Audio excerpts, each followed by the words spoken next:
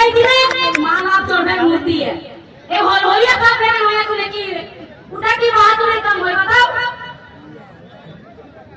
সর্বপ্রথম বলবো দেখো যত মহিলা আছো